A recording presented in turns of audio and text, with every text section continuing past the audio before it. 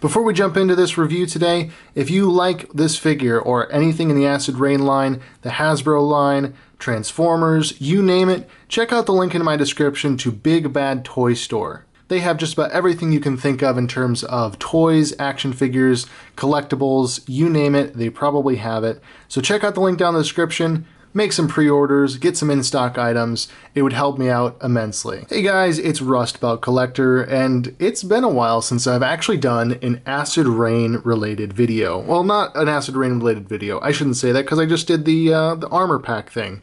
However, it's been a while since I've done an actual figure, an actual Acid Rain figure.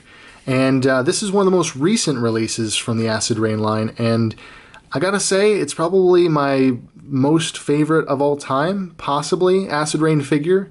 That's a tough bar to reach, and this figure comes very, very close. So first off, we gotta talk about the artwork because, man, every piece of Acid Rain, the line of Acid Rain, every single one is a masterpiece. They have these beautiful paintings.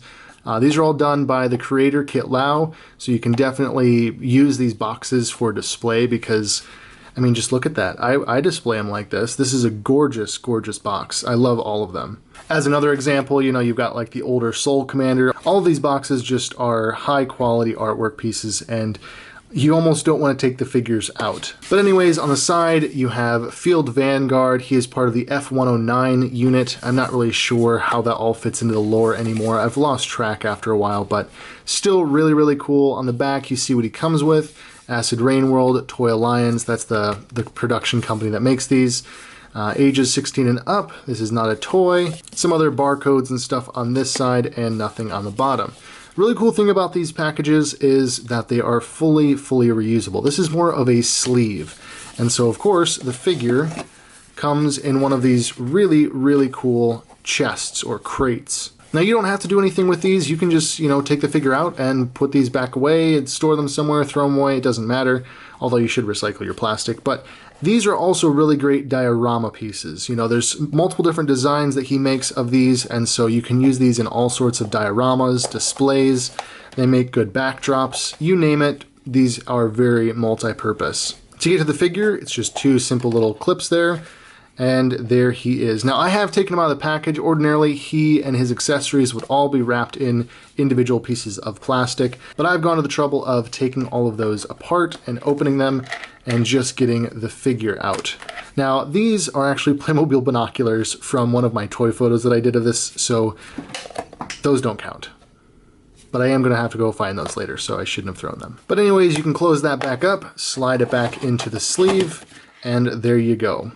Now, this figure simply comes chock full of accessories. I'm going to actually have to kind of disarm him here if I can, very, very carefully.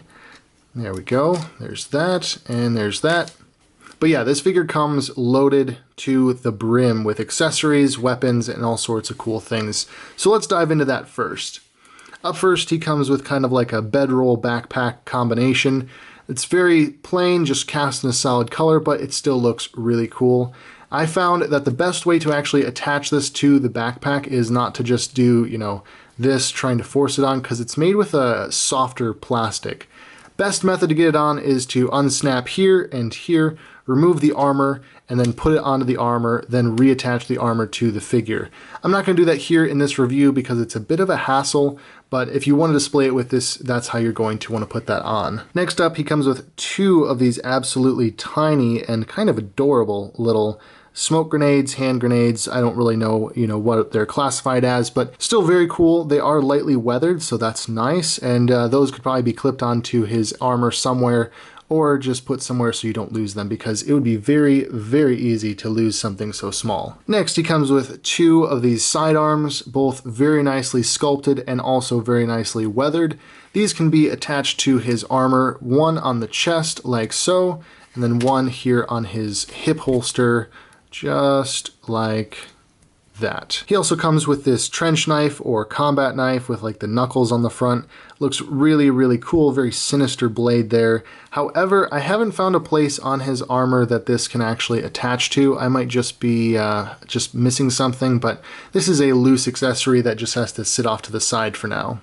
Then finally, in terms of weapons, he comes with this really cool marksman, DMR, sniper rifle kind of thing. Looks very similar to the other shorter assault rifles, but it has an extended barrel, extended grip here, and this full stock design instead of the more open assault rifle style. But it still fits really well with the other Augurt's weapons that they've come out with, and it's also weathered very nicely to match all the other Acid Rain accessories.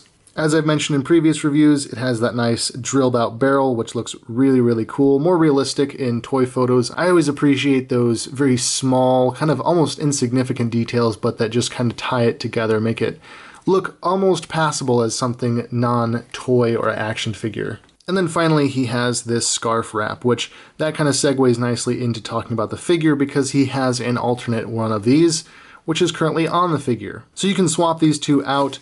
This one is just kind of snapped here at the base of the neck, and usually I think the head just comes off, so it's not a big deal. You just take the head out of this little wrap. This one is the hood up, this one is basically just the hood down, and these are interchangeable, very simple to just remove and swap out depending on what you want your figure to look like.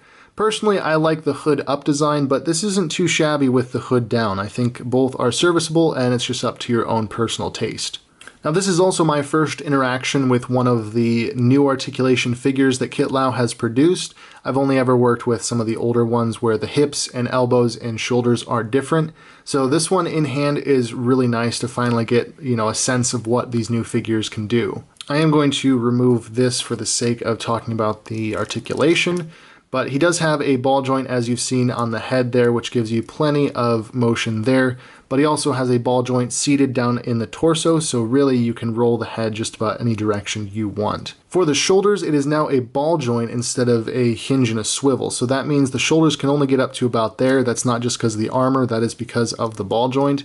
But then you have a swivel here at the bicep, a double joint there, which is really nice. It's a little exposed, like when you're here, you can kind of see there how the joint is now exposed, but that isn't too big of a deal to me personally. I still really appreciate the new upgraded articulation.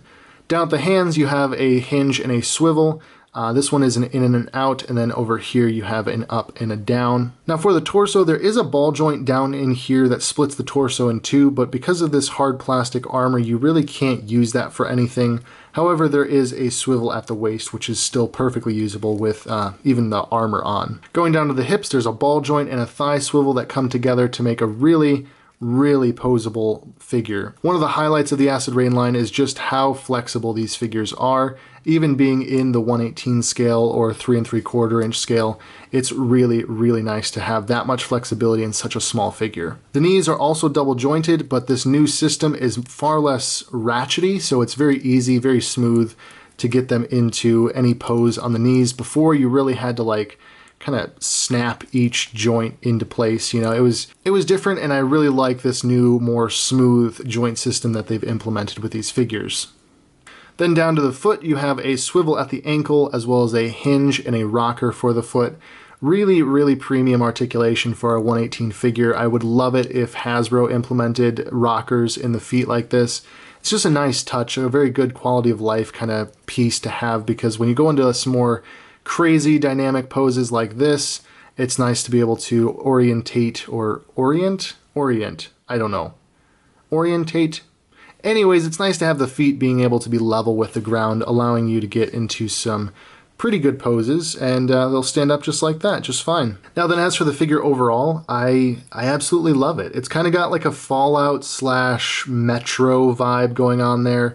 Very post-apocalyptic, which of course fits with the world of Acid Rain, but it also seems to fit in with some of my other favorite franchises. Like I said, Fallout, Metro, really anything that's kind of post-apocalyptic, grungy, gritty, warfare-oriented worlds. Yeah, it fits in perfectly with anything like that.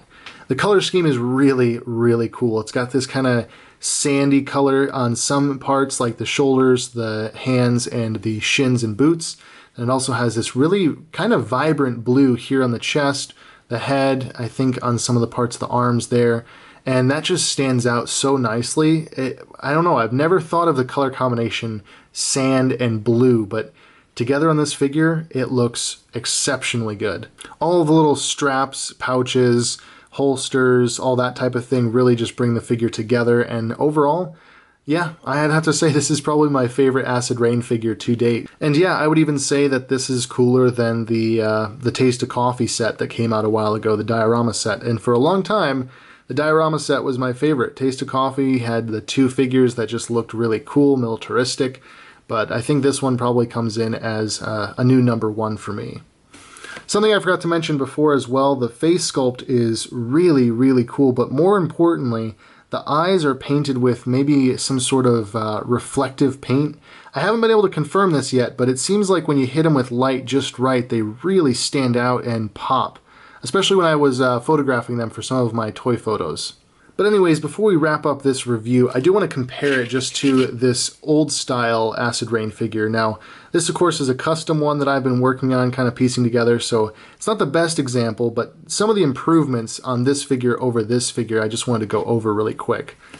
Now, the one downside, I guess, with implementing the ball joint on this shoulder instead of the old hinge and swivel style is that this figure can go really far up just in the shoulder. However, he doesn't have a bicep swivel, and this figure, even though he can't get past that, you could always just swivel it all the way around and then go up to there. So they've worked around it to improve it, and I do appreciate that. The other thing is that the old figures only have a single jointed elbow, so they only get up to 90 degrees, whereas these new figures are now well past 90, which is really, really nice. And finally, just kind of a weird gripe that I've always had with the older Acid Rain figures was the way the hips are set so far apart. He really did a good job in trying to kind of silhouette those against the white background. Hopefully you can kind of tell. Just at a resting pose, just, you know, standing still, normal. This is a much more human proportion. And in this, they're just very oddly wide set. I never understood why that was. A stylistic choice perhaps, but I definitely am glad that they've gone with just a slight improvement by shortening that ball joint there and giving him a more realistic, proportionate body overall. But yeah, this is a really awesome figure. I highly, highly recommend it if you're into 1/18 scale action figures, into post-apocalyptic action figures, into Acid Rain, or maybe have just been considering getting into it. It's definitely a good figure to start out maybe collecting for the first time, the Acid Rain line.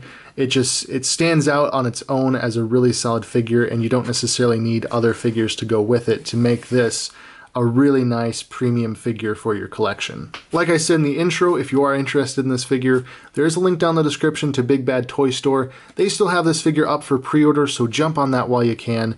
And if you use my link that is in the description, you guys help me out, and I do appreciate that. But that's where we will be wrapping up this review. As always, thank you guys so much for watching. Down in the description, you can check out my Instagram, my Facebook, my Teespring, as well as my P.O. Box. I appreciate all you guys who have kind of like cross-pollinated, I guess, you know, like from Instagram who've jumped over to YouTube and watched my videos, and people from YouTube who've jumped over to Instagram and followed me there. I really appreciate all you guys who have supported me with these videos as well as with my toy photography. You guys are awesome. So as always, thanks for watching, and I will catch you all in the next video.